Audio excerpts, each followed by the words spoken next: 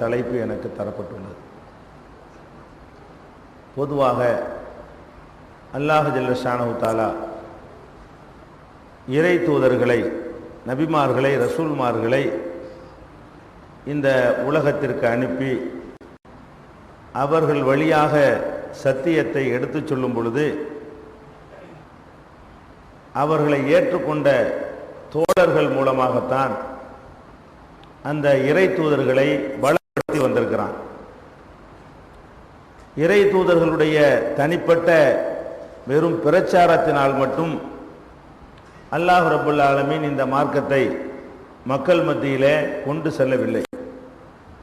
எல்லா காலகட்டங்களிலும் பிரச்சாரம் செய்கிற இறை தூதர்களை யார் நம்பி ஏற்றுக்கொண்டார்களோ அவர்களிலே சில பேர் தங்களுடைய முழு வாழ்க்கையையும் அந்த இறை தூதரோடு சேர்ந்து அர்ப்பணிக்கக்கூடியவர்களாக திகழ்ந்தார்கள். அத்தகைய தியாகசீலர்கள் மூலமாகத்தான் ஒவ்வொரு சமுதாயத்திலும் அந்த நபிமார்கள் கொண்டு வந்த மார்க்கம் மக்களை சென்றடைந்து இருக்கிறது. இதை திருமறை குர்ஆனில் கூட அல்லாஹ் ரப்புல் ஆலமீன் பல நபிமார்களுடைய வரலாற்றை சொல்லி காட்டும் பொழுது குறிப்பிட்டு சொல்கிறான். ஈசா நபி அவர்கள் அன்றைய மற்ற நபிமார்களிலிருந்து இவர்கள் கொஞ்சம் வித்தியாசமான ஒரு இறை தூதர். இவர்கள் யாரை எதிர்த்தார்கள் என்று சொன்னால், வேதத்தை பெற்று வேதத்தை நம்பிக்கொண்டிருந்த யூத சமுதாயத்தை தான் ஈசா நபி அவர்கள் எதிர்க்கிறார்கள். அவர்களும் யூத இனத்திலே பிறக்கிறார்கள். அவர்கள் பிறக்கக்கூடிய காலத்திலே வாழ்ந்த மக்கள் அல்லாஹ்வை நம்பிய மக்களாக திகழ்ந்தார்கள். மூசா நபியை, உசைர் நபியை, இப்ராஹிம் நபியை, இஸ்மாயில் நபியை ஏற்று மதிக்கக்கூடியவர்களாக யூத சமுதாயத்தவர்கள் அன்றைக்கு திகழ்ந்தார்கள். நபிகள் நாயகம் ஸல்லல்லாஹு அலைஹி வஸல்லம் காலம் வரை கூட யூதர்கள் மூசா நபியை ரொம்ப மதித்திருக்கிறார்கள் என்பதற்கு நமக்கு சான்றுகள் கிடைக்கின்றன. ஸல்லல்லாஹு அலைஹி வஸல்லம் அவர்கள் மதீனாவுக்கு சென்ற புதிதில் யூதர்கள் முஹர்ரம் 10வது நாள் நோன்பு வைக்கிறார்கள். அப்ப நபி ஸல்லல்லாஹு அலைஹி வஸல்லம் அவங்கள்ட்ட கேட்கிறாங்க, எதுக்கு இந்த நாளில் நீங்க நோன்பு வைக்கிறீங்க? யூதர்கள் சொல்கிறார்கள், இந்த நாளில் தான் எங்களுடைய நபி மூசா நபி அவர்கள் ஃபிரௌனிடமிருந்து காப்பாற்றப்பட்டார்கள். ஃபிரௌன் இந்த நாளில் தான் நைல் நதியிலே அல்லது கடலிலே மூழ்கடிக்கப்பட்டு இறந்தான்.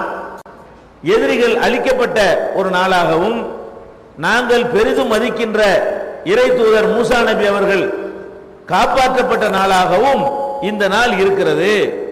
அதற்கு நன்றி செலுத்துகிற விதமாகத்தான் நாங்க முஹர்ரம் மாதம் 10வது நாள்ல நோன்பு வைக்கிறோம். இப்படி யூதர்கள் எப்போ வரைக்கும்? ஈசா நபி காலத்து யூதர்கள் இல்லை இவங்க. ஈசா நபிக்கு 600 ஆண்டுகளுக்கு பிறகு நபி ஸல்லல்லாஹு அலைஹி வஸல்லம் காலத்தில் வாழ்ந்த யூதர்கள் கூட மூசா நபியை மதிக்கிறாங்க. மூசா நபிக்கு அல்லாஹ் உதவி செஞ்ச காரணத்தினால் அந்த நாள் ரொம்ப இறைவனுக்கு நன்றி செலுத்தத்தக்க நாள் அப்படி நினைத்து நோன்பு வச்சிருக்கிறாங்க. அதனால ரசூல் ஸல்லல்லாஹு அலைஹி வஸல்லம் சொன்னாங்க, நான் அடுத்த ஆண்டு இருந்தால் மூசா நபியை உங்களை விட நான் மதிக்கிறவன். நீங்க ஒரு நாள் நன்றி கடன் செலுத்தினீர்களே ஆனால் நான் 2 நாள் செலுத்துவேன், 9, 10 நோன்பு வைக்குவேன் அப்படின்னு சொன்னாங்க.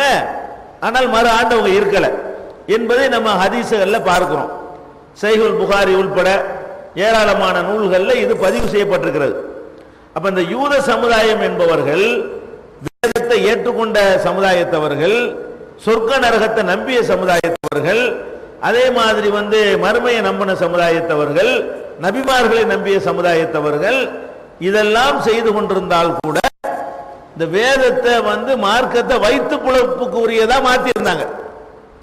அவங்களை எதிர்த்து தான் ஈசான, மற்றவங்க எல்லாம் டோட்டல் கொள்கையை மாத்த வந்திருப்பாங்க.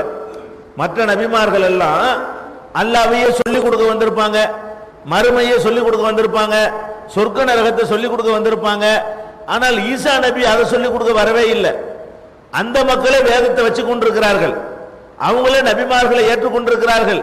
நம்ம எல்லாம் மதிக்கிற மாதிரி இப்ராஹிம் நபி ரொம்ப மதிக்கக்கூடியவர்களா இருக்கிறாங்க. ஆனா அவங்க என்ன பண்ணிட்டாங்க?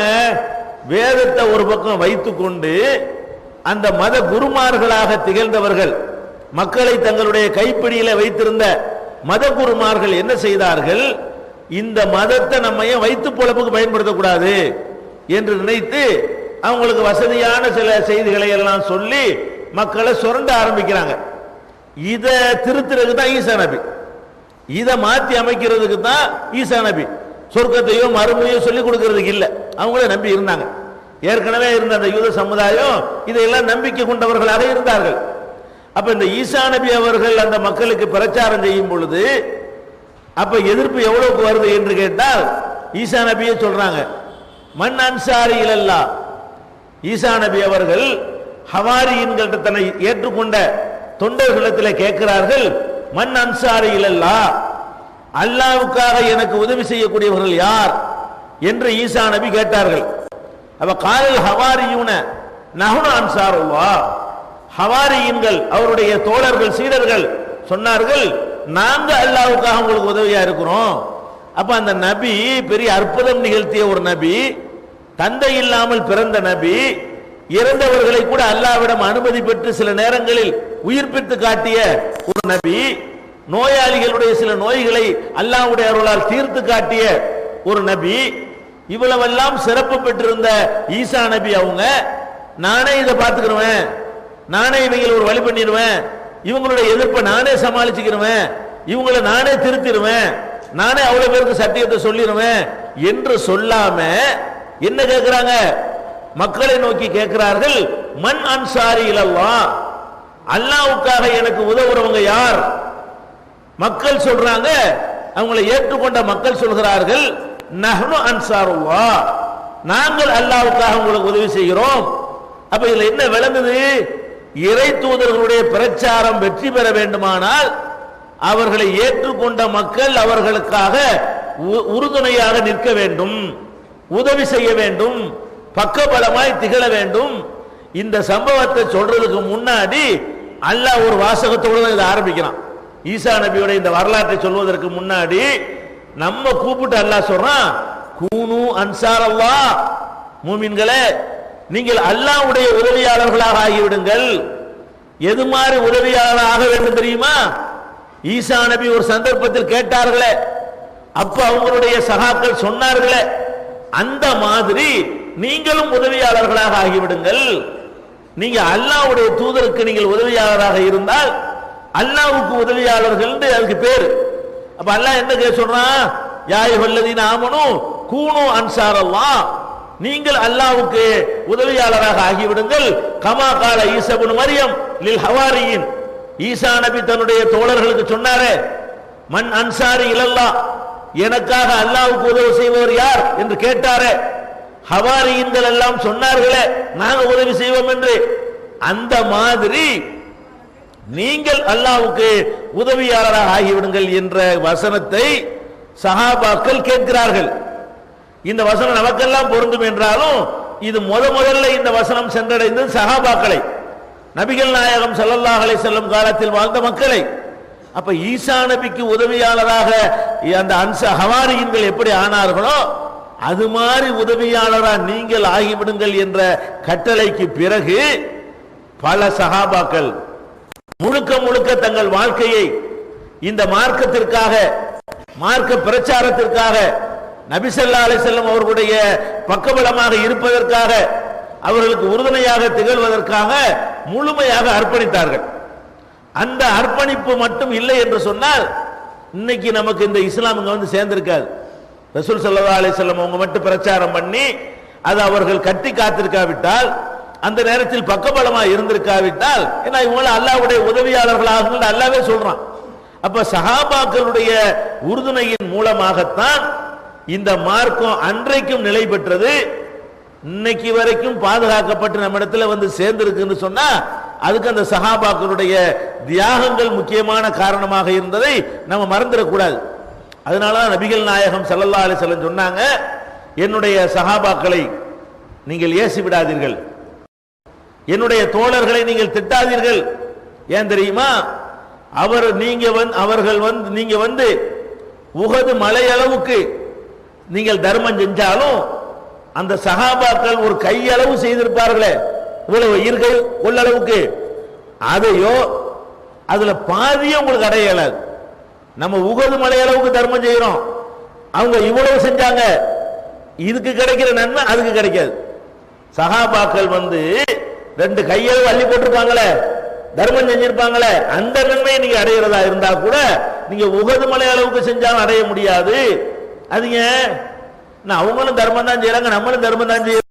அது என்ன அவங்க கொடுத்தா மட்டும் பெரிய அளவுக்கு மதிப்பு, நம்ம கொடுத்தா மட்டும் என்ன கம்மி என்று கேட்டால், அவர்கள் வாழ்ந்த காலம், இன்றைக்கு நீங்கள் முஸ்லிம்களாக வாழ்கிறீர்கள், முஸ்லிம் என்று சொல்லிக் கொள்வதற்கு பயம் இருக்கிறதா? யாராவது நீ முஸ்லிம் சொல்லாதுன்னு சொல்லுவானா? பள்ளிவாச கட்டக்கூடாதுன்னு அவனுக்காக சொல்ல முடியுமா? தொழக்கூடாதுன்னு சொல்ல முடியுமா? பாங்கு சொல்லி மக்கள் அழைக்க கூடாதுன்னு சொல்ல முடியுமா? இஸ்லாம் சிறந்த மார்க்கம் என்று பிரச்சாரம் செய்வதை தடுக்க முடியுமா? இஸ்லாமிய அடிப்படையில் கல்யாணம் செய்வதை, மற்ற நல்லது கெட்டதுகள் செய்வதை யாராவது நமக்கு தடுக்க இயலுமா? பிற மக்களை இஸ்லாத்திற்கு அழைப்பதை நம்மளுக்கு தடுக்க இயலுமா? வரக்கூடிய மக்களுக்கு ஒரு சென்றை அமைத்து, வாங்க இஸ்லாத்துக்கு நாங்கள் உங்களுக்கு இஸ்லாத்தில் சேர்க்கிறோம் என்று சொல்லி ஒரு நிறுவனத்தை நடத்தினா தட்டி கேட்க இயலுமா யாருக்காச்சு? அப்படி காலத்தில் நம்ம வாழ்றோம். அவங்க எந்த காலத்தில் வாழ்ந்தாங்க? சஹாபாக்கள் வாழ்ந்த காலம் இது மாதிரி எல்லாம் பாதுகாப்பு பெற்ற காலமாக இருந்ததா? ஒளிஞ்சி மறைஞ்சுதான் இஸ்லாத்தை சொல்வதா இருந்தா அதை சொல்வதற்காகவே ஒளியனும் மறையணும். இன்றைக்கும் ஏகத்துவத்தை சொல்லும் பொழுது நம்ம சமுதாயத்து மக்களால் அது மாதிரியான நிலையை நாம் அடைகிறோம். ஈசா நபி அவர்கள் சமுதாயத்து மக்களால் அடைந்தார்களே, அவர்கள் சமுதாயத்து மக்களால் கொல்லப்படுவதற்கு விரட்டப்பட்டார்களே, மற்றவன் யாரும் கண்டுக்கல ஈசா நபிய. ஈசா நபிக்கு எதிரியா இருந்தது யாருன்னு கேட்டா அவங்க சமுதாயம். எந்த சமுதாயத்தில் அவர் பிறந்தாரோ அந்த சமுதாயத்து மக்கள் தான் அவருக்கு எதிரியா திகழ்ந்தார்கள். அந்த மாதிரி இன்னைக்கு ஏகத்துவத்தை சொல்வதற்கு நமக்கு அது மாதிரியான ஒரு நெருக்கடி ஏற்படுகிறது. இதை விட பல மடங்கு நெருக்கடிகளை சஹாபாக்கள் சந்திக்கிறார்கள். எப்படி சந்திக்கிறாங்க? முகம்மது ஸல்லல்லாஹு அலைஹி வஸல்லம் அவர்களை ஒருத்தர் பார்க்க வந்துட்டார்னு தெரிஞ்சாலேயே அவர் திரும்பி ஊருக்கு போக முடியாது. ஒளிஞ்சுதான் சந்திக்கணும், ரகசியமா தான் சந்திக்கணும், கள்ளத்தனமாகத்தான் நபி ஸல்லல்லாஹு அலைஹி வஸல்லம் அவர்களை பார்க்க முடியும். அந்த மாதிரி வெளியூர்ல இருந்து பார்த்தாலும் அந்த மாதிரி தான் பார்க்க வேண்டும். உள்ளூருக்குள்ள சந்திப்பதாக இருந்தாலும் அவங்க ரகசியமான முறையில் தான் போய் பார்க்க வேண்டும் என்கிற அளவுக்கு ஒளிந்து மறைந்துதான் நபிகள் நாயகம் ஸல்லல்லாஹு அலைஹி வஸல்லம் அவர்கள்ட்ட போய் அந்த போதனையை கேட்க முடியும். அப்படிப்பட்ட காலம். அதே மாதிரி அவர்கள் இந்த மார்க்கத்தை ஏற்றுக்கொண்ட காரணத்திற்காக மிக குறைந்த எண்ணிக்கையில் சஹாபாக்கள் இருந்தார்களே, அந்த காலகட்டத்தில் சமூக பகிஷ்காரம் செய்கிறார்கள். ஊரை விட்டு ஒதுக்கி வைக்கிறாங்க. சமூக பகிஷ்காரம் என்றால் ஒட்டுமொத்த சமுதாயத்தில் இருந்து அவர்களை விலக்கி வைக்கிறார்கள், ஒதுக்கி வைக்கிறார்கள். எப்படி ஒதுக்கி வைக்கிறார்கள்? ஷோபே அபி தாலிபி என்று சொல்லப்படக்கூடிய ஒரு பள்ளத்தாக்கில கொண்டு போய் இவங்களை எல்லாம் அடைக்கிறாங்க. இதுலதான் நீங்க இருக்கணும், இதை தாண்டி ஊருக்குள்ள வரக்கூடாது, ஊர்ல உள்ள யாரும் அவர்களுக்கு உதவக்கூடாது என்ற ஒரு அக்ரிமெண்டை போட்டு அதை காபாவில தொங்க விட்டு நபிகள் நாயகம் ஸல்லல்லாஹு அலைஹி வஸல்லம் அவர்களும் அவங்களை சேர்ந்தவர்களும் ஊருக்கே வரக்கூடாது என்று ஒதுக்கி வைக்கப்பட்டாங்க. இதை தாங்கிக்கிட்டாங்க இருந்தாங்களா இல்லையா? ஊரை விட்டு ஒதுக்கி வைக்கிறது என்பது மாதிரியான ஒரு கொடுமை ஏதாவது இருக்குமா? நம்மளோட தகப்பன் பேச மாட்டான், தாய் பேச மாட்டா, அண்ணன் தம்பி பேச மாட்டான், நம்மளோட சிரித்து பழகிய நண்பர்கள் நம்ம கண்டா ஒதுங்கிடுவாங்க. எந்த ஒரு பொருளும் விற்பனை செய்ய மாட்டார்கள், தண்ணீர் தர மாட்டார்கள், உணவு தர மாட்டார்கள். எந்த அளவுக்கு? காய்ந்து போன சருகுகளையும் அதை எரிச்சு சாம்பலையும் சாப்பிட்டுக் கொண்டு பல மாதங்கள் நபிகள் நாயகம் ஸல்லல்லாஹு அலைஹி வஸல்லம் உடைய தோழர்கள் நபி ஸல்லல்லாஹு அலைஹி வஸல்லம் அவரோடு சேர்ந்து கஷ்டப்படுகிறார்கள். இவ்வளவு கஷ்டத்துக்கு மத்தியில் அந்த கொள்கை ஏற்றுக்கிறாங்களே, அப்ப அவங்க செய்யற தர்மமும் நம்ம செய்யற தர்மம் ஒன்னாயிருமா? நம்ம செய்யற தர்மம் அந்த மாதிரியான பெரிய கஷ்டத்துக்கு மத்தியில தான் நம்ம நம்பிக்கை கொண்டிருக்கோமா? அந்த மாதிரி வந்தா எத்தனை பேர் நிற்போம்? அந்த மாதிரிலாம் வந்துச்சுன்னு சொன்னா நாங்க இல்லவே இல்லை, நாங்க தௌஹீது கிடையாது, முஸ்லீம் கிடையாது, எத்தனை பேர் போயிருவோம்? நின்றாங்கல்ல. அப்ப அந்த உறுதிப்பாட்டுக்காகத்தான் ரசூல் ஸல்லல்லாஹு அலைஹி வஸல்லம் சொல்றாங்க, என்னுடைய தோழர்கள் கையளவு செய்த தர்மத்தின் நன்மையை நீங்கள் உகது மலை அளவு தர்மம் செய்தாலும் அடைய முடியாது. அவ்வளவு பவர்ஃபுல்லான நம்பிக்கை அவங்களுடைய நம்பிக்கை. அதே மாதிரி நபிகள் நாயகம் ஸல்லல்லாஹு அலைஹி வஸல்லம் அவர்களை ஏற்றுக்கொண்டதற்காக வேண்டி சுடுமணலில் கிடத்தப்பட்ட பிலாலுடைய வரலாறு நமக்கு தெரியும். அன்னை சுமையா ரலியல்லாஹு அன்ஹாவுடைய வரலாறு தெரியும், அவங்களுடைய கணவர் யாசிருடைய வரலாறு நமக்கு தெரியும், அவங்களுடைய மகன் அம்மாருடைய வரலாறு நமக்கு தெரியும், சுஹைபுடைய வரலாறு நமக்கு தெரியும், ஹுபைபுடைய வரலாறு தெரியும். இவங்களெல்லாம் யாரு? சுதந்திரமா அவங்க நம்மள மாதிரி வாழ்ந்திருக்க முடியாதா? மற்றவர்களை போல சொகுசாக வாழ்ந்திருக்க முடியாதா? எப்படி வேணாலும் வாழ்ந்திருக்கலாம். இந்த கொள்கை எங்களுக்கு முக்கியம், அல்லாஹ்வை ரசூலை நாங்க நம்பி இருக்கிறோம், அதுல நாங்க உறுதியாக இருப்போம் என்று சொன்னதற்காக உயிர் தியாகம் செய்யறாங்க, உடலை தியாகம் செய்யறாங்க, சித்திரவதைக்கு உள்ளாக்கப்படுறாங்க. எந்த அளவுக்கு நபிகள் நாயகம் ஸல்லல்லாஹு அலைஹி வஸல்லம் அவங்கள்ட்ட வந்து முறையிடுறாங்க, அல்லாஹ்வுடைய தூதரே இன்னும் ஒரு அளவுக்கு மேல போகுதே, தாங்க முடியலையே, ரொம்ப ஓவரா கொடுமைப்படுத்துறாங்களே, ஏதாவது செய்யறதுக்கு பர்மிஷன் கொடுங்க. நான் பாதிக்கப்பட்டவர்கள்லாம் இப்படி ஒரு எண்ணம் வரும். எப்போதெல்லாம் ஒரு சின்ன சமுதாயத்தை பெரிய சமுதாயம் நசுக்குகிறார்களோ, அப்ப சின்ன சமுதாயமா இருக்கிறவர்கள் செய்வாங்க, ஏதாவது மறைமுகமான தாக்குதல்கள்ல ஈடுபட்டா தான் இது சரியா வரும். முதுகு பின்னாடி போய் நாலு தலைவனை அடிச்சுட்டு வந்தா தான் நம்ம சேஃப்டியா இருக்கலாம். இப்படி ஒரு எண்ணம் எல்லா காலத்திலையும் எல்லா சமுதாயத்துக்கும் வரும். நபிகள் நாயகம் ஸல்லல்லாஹு அலைஹி வஸல்லம் உடைய தோழர்களுக்கும் இந்த மாதிரியான ஒரு எண்ணம் வருது. பர்மிஷன் கேட்கிறாங்க. ரசூல் ஸல்லல்லாஹு அலைஹி வஸல்லம் செய்றாங்க, நீங்க அவசரப்படுறீங்க, நீங்க ரொம்ப அவசரப்படுகிறீர்கள். உங்களுக்கு முந்தி வாழ்ந்த நபிமார்களுடைய தோழர்கள் எல்லாம் என்ன செய்யப்பட்டார்கள் தெரியுமா? இரும்பு சீப்புகளால் மேனி உடம்பை கிழித்தார்கள், ரத்தம் உடம்பிலிருந்து வடிந்து கொண்டே. இறைவா இவங்களை மன்னிச்சிரு, இவங்க தவறு செய்கிறார்கள், அறியாத கூட்டமாக இருக்கிறார்கள் என்று சொன்னார்களே, அந்த நிலையை இப்ப அடைந்து விட்டீர்களா? அவ்வளவு கஷ்டம் நீங்க பட்டுட்டீங்களா? உங்களுக்கு அவ்வளவுக்கு துன்பம் வந்துட்டானா?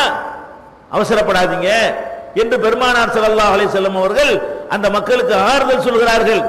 அப்ப எவ்வளவு கஷ்டப்பட்டு எவ்வளவு சிரமப்பட்டு இருந்தால் நபி ஸல்லல்லாஹு அலைஹி வஸல்லம் அவங்கள்ட்ட போய் முறையிடுவாங்க.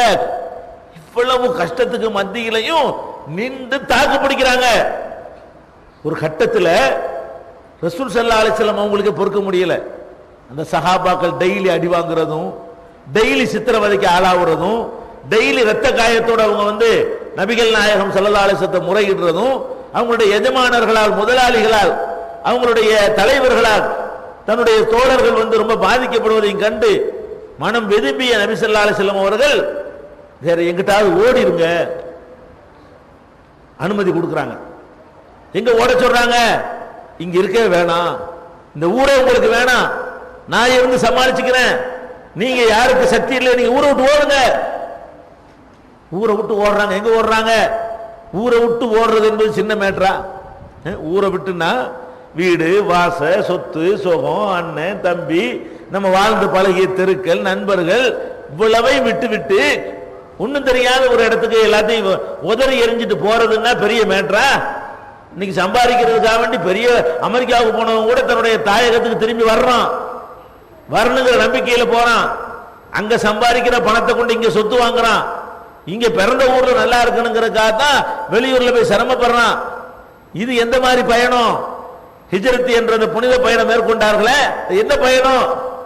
இனி இங்க வர இயலாது, இங்க உள்ள சொத்து நமக்கு இல்ல, இங்க உள்ள ஊர் வாசம் நமக்கு இல்ல, இந்த ஊர் நமக்கு இல்ல, எல்லாத்தையுமே நம்ம தியாகம் பண்ணி ஆகணும் என்கிற நிலைமைக்கு தள்ளப்பட்டு அபிசீனியாவுக்கு போறாங்க. அபிசீனியா என்ன? அந்த மண்ணை எப்படிப்பட்ட மண்ணு?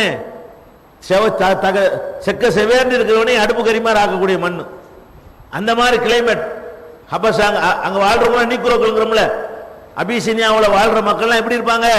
நீக்குரோங்கிற அந்த மக்கள் அந்த நிலப்பரப்படி மாத்திரும். அவனை மாத்தாட்டாலும் 2 தலைமுறைக்கு அங்க இருந்தான்னு சொன்னா அவன் புள்ள குட்டி எப்படி மாறி போயிடும். அந்த மாதிரி நம்மளை கருவாடு மாதிரி ஆக்கக்கூடிய ஒரு பிரதேசத்திற்கு இங்க இருந்து புறப்பட்டு போறாங்க.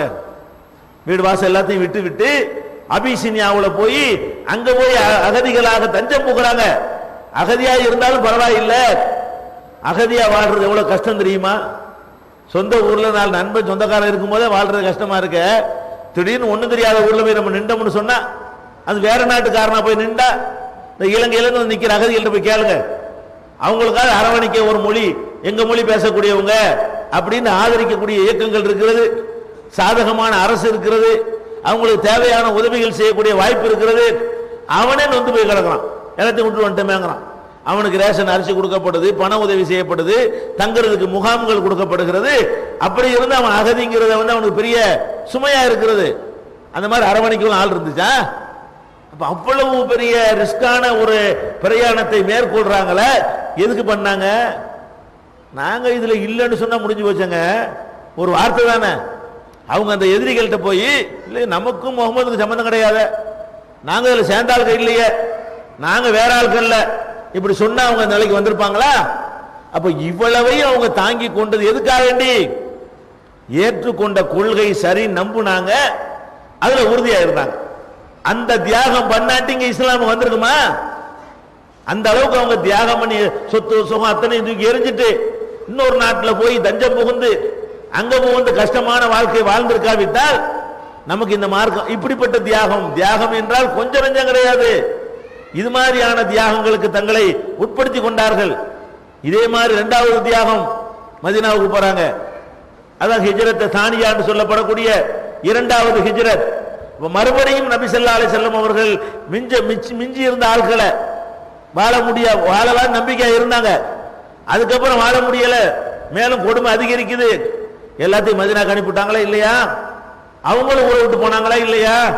இந்த மாதிரியான தியாகங்கள் எல்லாம் செய்ததுனால தான் நபிகள் நாயகம் ஸல்லல்லாஹு அலைஹி வஸல்லம் என்ன சொன்னாங்க?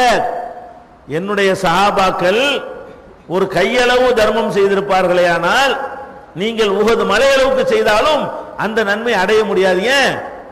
அல்லாஹ் அளவை பார்க்க மாட்டான், உள்ளத்தை பார்க்குவான். அல்லாஹ் பார்க்கிறது என்ன? அளவை பார்த்து நன்மை கொடுக்கக்கூடிய அல்லாவா? இல்ல.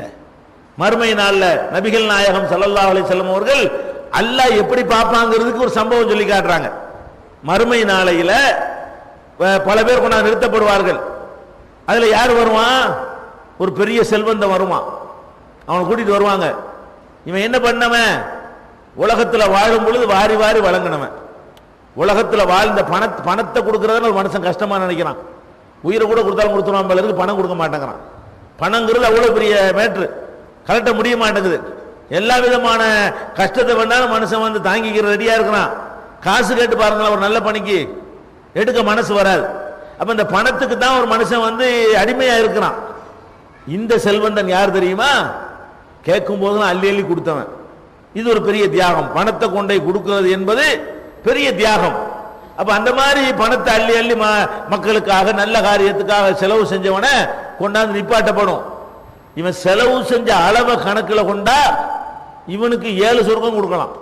இவன் என்ன கொடுத்துருக்கான்னு அதுக்கு கணக்கு போட்டான்னு வைங்க, இவனுக்கு எவ்வளவு பெரிய சொர்க்கத்தையும் கொடுக்கலாம். அல்லாஹ் கேட்பான், என்னடா செஞ்ச? என்ன செஞ்சேனா? அள்ளி அள்ளி கொடுத்தனே, பணத்தை வாரி வாரி வீசினே, நல்ல பணிகள் எதுன்னு இருக்கிறதோ ஒரு நல்ல பணியை நான் விடலையே, எது கேட்டாலும் ஏண்டான முதல் வருவாங்க என்கிற மாதிரி எல்லாம் இவன் கொடுத்தது எல்லாம் பயங்கரமா சொல்லி காட்டுறான். அல்லாம அதை ஒத்துக்கிறான். ஆமா, நீ கொடுத்த, அள்ளி அள்ளி கொடுத்த, வாரி வாரி இறைச்ச. எதுக்கு இறைச்ச? என்கிட்ட நன்மையை எதிர்பார்த்து இறைச்சியா? மறுமைக்காக வேண்டியா நீ கொடுத்த? எது கொடுத்த? கொடுக்கும் போதே நீ நினைச்ச நம்மளை எல்லாரும் வள்ளல்னு சொல்லணும், எல்லாரும் கொடை வள்ளல், நம்மளை என்ன செய்யணும், பெரிய இறக்க குலம் தர்மகர்த்தா அப்படின்னு நம்மளை பாராட்டணும். அப்படி நினைச்சானே கொடுத்த. பாராட்டிட்டாங்கல்ல, அங்கே பாராட்டாங்கல்ல, ஓடு இழுத்துட்டு போங்கன்றான். அப்ப அல்லாஹ் எதை பார்க்கிறவன் இல்ல, சைஸ பார்க்கிறவன் இல்ல, எவ்வளவு பெருசுன்னு பார்க்க மாட்டான். கொடுக்கும் போது இது எப்படி இருக்குன்னு பார்க்கிறவன். அல்லாஹ் எதை பார்க்கிறான்?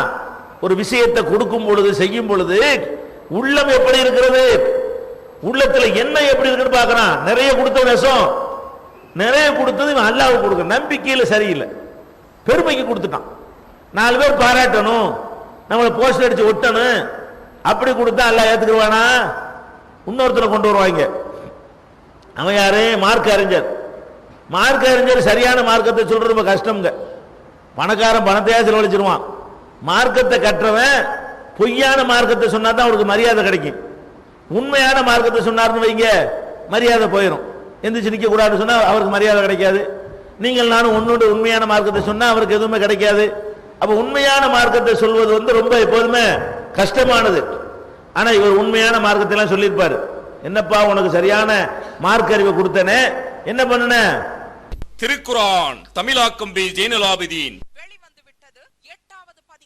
அனைவருக்கும் புரியும் எளிய நடை, தேவைப்படும் வசனங்களுக்கு தெளிவான விளக்கங்கள், கலை சொற்களின் விளக்கங்கள், திருக்குரான் எவ்வாறு அருளப்பட்டது, எவ்வாறு தொகுக்கப்பட்டது என்பது குறித்து முழுமையான விளக்கம், நபிகள் நாயகம் ஸல்லல்லாஹு அலைஹி வஸல்லம் காலம் முதல் இன்று வரை குர்ஆன் பாதுகாக்கப்பட்ட வரலாறு, திருக்குரான் இறைவனின் வார்த்தைகள் என்பதற்கான அடுக்கடுக்கான ஆதாரங்கள், முந்தைய பதிப்புகளை விட மெருகூட்டப்பட்ட செய்திகள், கூடுதலான பக்கங்கள், அழகிய வடிவமைப்பு, உயர்தரமான பைண்டிங், விலை ரூபாய் 300 மட்டுமே.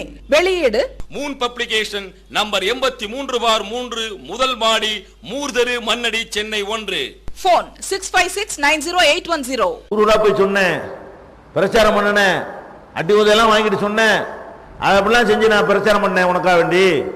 இவன் சொன்னால நான் பிரச்சாரம் பண்ணியிருக்கிறான், உண்மையை தான் சொல்லியிருக்கிறான், மார்க்கத்தை மக்களுக்கு போதிச்சிருக்கிறான், அதெல்லாம் உண்மை. இதெல்லாம் நீ செஞ்சது உண்மைதான்ப்பா. எதுக்கு செஞ்ச? எனக்காக வேண்டிய செஞ்ச? மார்க்கத்தை வளர்க்கறதுக்காக செஞ்ச? மறுமை வெற்றிக்காக வேண்டிய செஞ்ச? எல்லாரும் உன்னை பெரிய அறிவாளின்னு பாராட்டணும். அதான செய்யும்போது உன் நோக்கமா இருந்துச்சு. அந்த பிரச்சாரம் செய்யும் போது மனசுல என்ன இருந்துச்சு? நம்மளை எல்லாரும் மேதை, பெரிய சிந்தனையாளர், அறிவாளி, எழுத்தாளர், பேச்சாளர், சீர்திருத்த செம்மல், இதுதானே செஞ்ச. அதான் சொல்லிவிட்டாங்கல்ல, ஊர்ல எல்லாரும் பாராட்டிட்டாங்கல்ல, ஓடு, முடிஞ்சு வச்சா கதை. அல்ல எதிர்பார்க்க மாட்டேங்கிறான். இவன் மார்க்கத்துக்கு அலைஞ்சானே, பிரச்சாரம் பண்ணானே, ஊர் ஊரா போனானே, கஷ்டப்பட அதையே பார்க்கறான். எதுக்கு பண்ணுனா? இதையெல்லாம் நீ எதுக்கு செஞ்ச? இதை பார்க்கறான் அல்ல. அதே மாதிரி நபி ஸல்லல்லாஹு அலைஹி வஸல்லம் சொல்றாங்க, மூணாவது ஒருத்தனை கொண்டு வருவான் அல்ல. அவன் யாரு? உயிரையே தியாகம் பண்ணவன். மார்க்கத்துக்காக வேண்டி, சத்தியத்துக்காக வேண்டி, நேர்மைக்காக வேண்டி, உண்மைக்காக வேண்டி உயிரை கொடுத்தவன். நீ என்னடா பண்ணுன? நல்லா கேட்பான். நல்ல உடல் ஆரோக்கியம் தந்தன்ல, திடகாத்திரமா இருந்தீல, வித்தையெல்லாம் கத்து வச்சிருந்தீல, பராக்கிரமசாலியா இருந்தீல, என்ன பண்ண? என்ன பண்ணனா? அதை வைத்துக் கொண்டு நான் உனக்காக போரிட்டேன், கொல்லப்பட்டேன், உயிரே போனாலும் சரி என்று நான் களத்தில் இறங்கி உயிரை கொடுத்தன. உயிரை கொடுத்த நெசம். உயிருக்கு மேல மனுஷன்ட்ட இருக்கிறதுல உயிருக்கு மேல பெருசு எது? உயிர் தான் நம்மள்ட்ட இருக்கிறதுல பெரியது, மதிப்பு மிக்கது. அதுக்கு மேல ஒரு மதிப்பு மிக்கது நம்மள்ட்ட ஒண்ணும் கிடையாது. அப்ப என்னிடத்துல எது ரொம்ப மதிப்பு மிக்கதா இருந்ததோ அதை கொடுத்த. அதெல்லாம் சரிதான்ப்பா, நீ கொடுத்ததான், அதெல்லாம் நீ செத்து போன, அதுலதான் கொல்லப்பட்ட. எதுக்கு? எனக்கா வேண்டியா? செத்த பிறகு வீரன் சொல்லணுமா? எல்லாரும் என்ன செய்யணும்? மாவீரர், இவர் மாதிரி ஒரு வீரர் உண்டா? அதுதானே செஞ்சிய. அப்ப அல்லாஹ்வை பொறுத்த வரைக்கும் ஏன் சஹாபாக்களுக்கு கையளவு கொடுத்தா பெரிய நன்மைங்கிறான், நம்ம உகது மலையளவு கொடுத்தாலும் அதை அடைய முடியாதுங்கிறான்னு கேட்டா, அது அவ்வளவு தூய்மை. சஹாபாக்களோட நம்ம கொடுக்கும்போது எப்படி கொடுப்போம்? அது கொடுக்கும்போது யாராவது பார்க்கறானான்னு பார்த்து தான் கொடுப்போம். 50 காசு எடுத்து கொடுத்தாலும் செய்வோம், கேட்கும் போது கொடுக்க மாட்டோம். இன்னும் 2 பேர் வரட்டுமே வச்சுட்டு பேச்சு இழுப்போம். 2 பேர் வந்தா என்ன செய்வோம்? எவ்வளவு என்ன கட்டிங்க? 10 ரூபா கட்டிங்களாங்கிறது. அப்ப 20 தெரியுமா? அப்பதான் இதுல என்ன கிடைக்கும்? நீ ஓது மலை கொடுத்தா என்ன, அதுக்கு மேல கொடுத்தா என்ன? சஹாபாக்கள் அப்படியே கொடுப்பாங்க. இப்ப சஹாபாக்களை பொறுத்த வரைக்கும் எப்படி இருக்கும் என்றால், அவங்களுடைய அந்த தூய்மை இருக்கு பாருங்க, அந்த தூய்மையினால தியாகம் பண்ண முடிஞ்சு. வீடு வாசல் சுத்தலாம் தியாகம் பண்ண டெஸ்ட் வச்சு பார்த்தாங்கல்ல, எல்லா டெஸ்ட்லயும் சேர்த்தாங்க, தேர்னாங்க. அல்லவே இப்படி சொல்லி காட்டுறான். எப்படி காட்டுறான்னா, யுத்இமூன தஆம அலா ஹுப்பிஹி, அல்லாஹ்வை நேசித்ததற்காக உணவு வழங்குவார்கள். மக்களுக்கு என்ன செய்வாங்க? சஹாபாக்கள் உணவு வழங்குவார்கள்.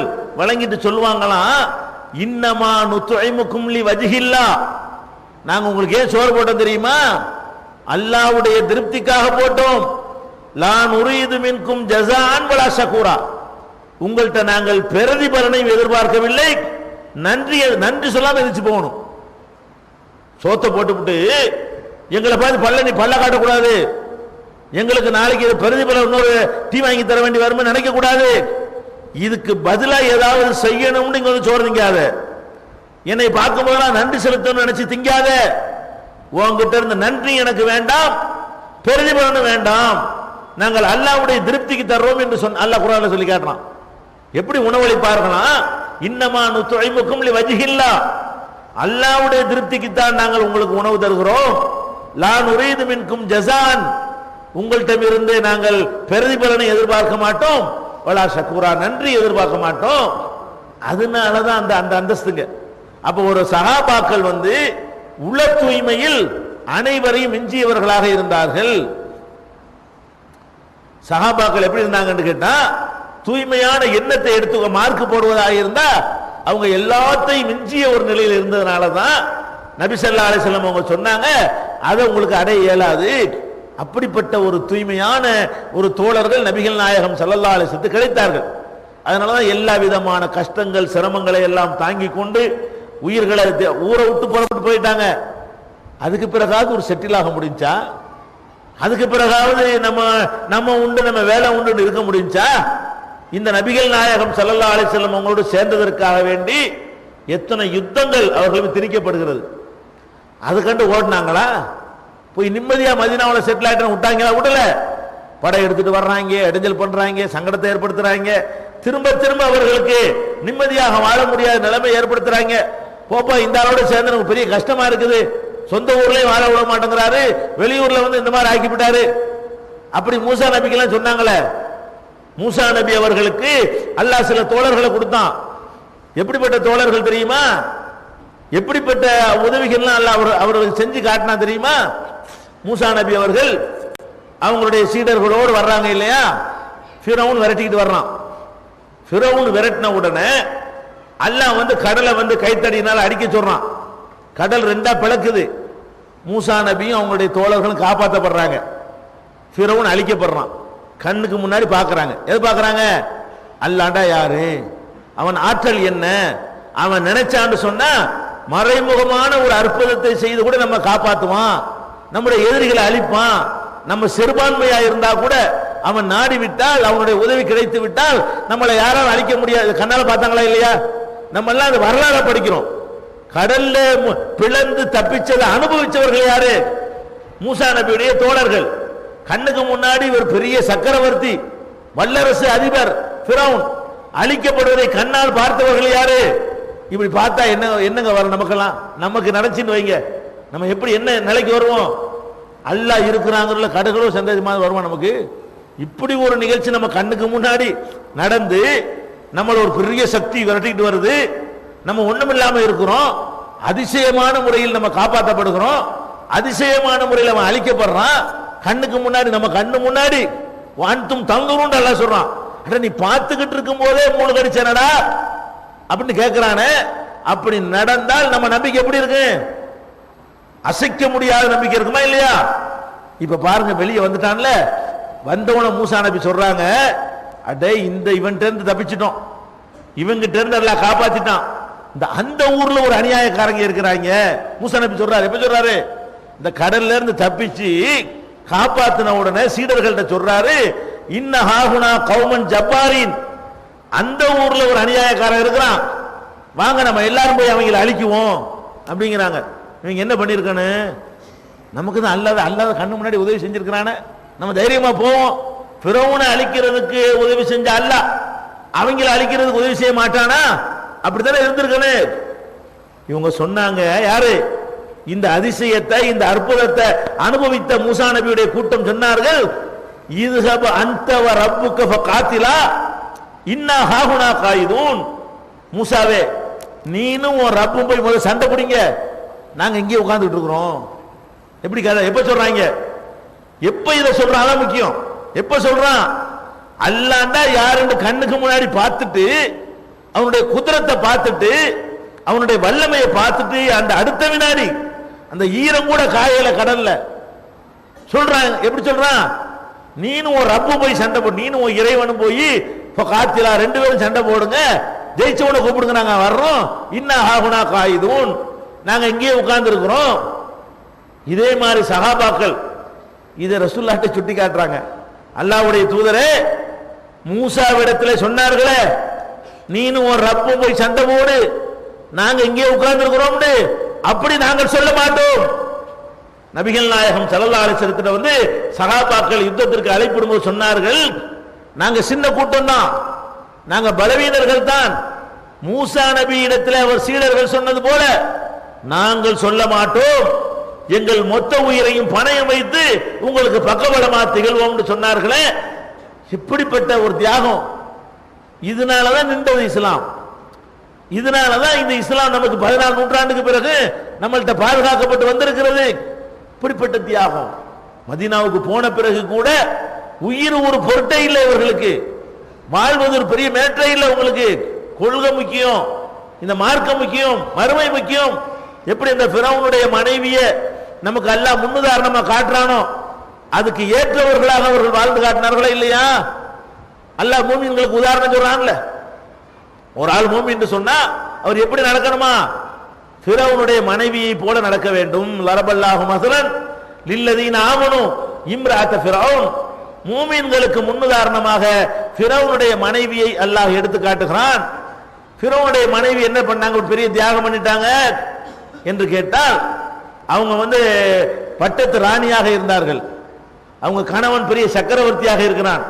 ஒரு சக்கரவர்த்தி அந்த காலத்தில் எப்படிலாம் இருந்திருப்பான்? நம்ம காலத்து ஜனாதிபதி மாதிரியா இருந்திருப்பான்? கேள்வி கேட்பார் இல்லாத காலம். ராஜா தான் எல்லாம், கடவுள் மாதிரி. அந்த மாதிரி ஒரு ராஜாவாக இருக்கும் பொழுது எவ்வளவு வசதிகள்லாம் அவனுக்கு இருந்திருக்கும். அவனுடைய மனைவி ராணிக்கு எவ்வளவு பேர் பணிவிடை செய்ய ஆட்கள் இருந்திருப்பாங்க. நினைச்சதெல்லாம் கிடைக்கும். பல்லக்கு தூக்க 10,000 பேர் இருப்பாங்க. அவ்வளவு அற்புதமான அரண்மனை. அவங்க விரல செய்வுக்கு நாடே தலை வணங்க. அவ்வளவு வசதி இருந்தும் கூட இவங்க அந்த கொள்கை ஏத்துக்கிட்டு அந்த இன்பத்தை இழக்கிறாங்க. அரண்மனை வாசத்தை துறக்கிறாங்க. புருஷனை எதிர்த்து நிற்கிறார்கள். மூசா நபி சொல்றதான் சரி என்று வாதிடுகிறார்கள். துன்பத்தை வேற இன்பத்தை இழந்துட்டு அடி உத சித்திரவர எல்லாத்துக்கும் ஆளாகிறாங்க. ஏன் ஆளாகிறாங்க? அவங்க ஒரு கணக்கு பண்ணாங்க. என்ன கணக்கு? இந்த அரண்மனையை பார்க்கறாங்க. இந்த அரண்மனை ஃபிரௌன் கட்டிய அரண்மனை. அதுல இருக்கிற ஆபரணங்கள், அணிகலன்கள், அதுல கிடைக்கக்கூடிய அதிகாரம், பதவி, புகழ், போதை எல்லாத்தையும் பார்க்கறாங்க. அதையும் பார்க்கறாங்க. எதை பார்க்கறாங்க? அல்லாஹ் ஒன்று நமக்கு ஏற்படுத்தி வச்சிருக்கிறானே அந்த அரண்மனை, அங்க கிடைக்கக்கூடிய அழியாத பெருவாழ்க்கை, அங்க கிடைக்கக்கூடிய பேரின்பம், ரெண்டையும் கம்பேர் பண்ணி பார்க்கறாங்க.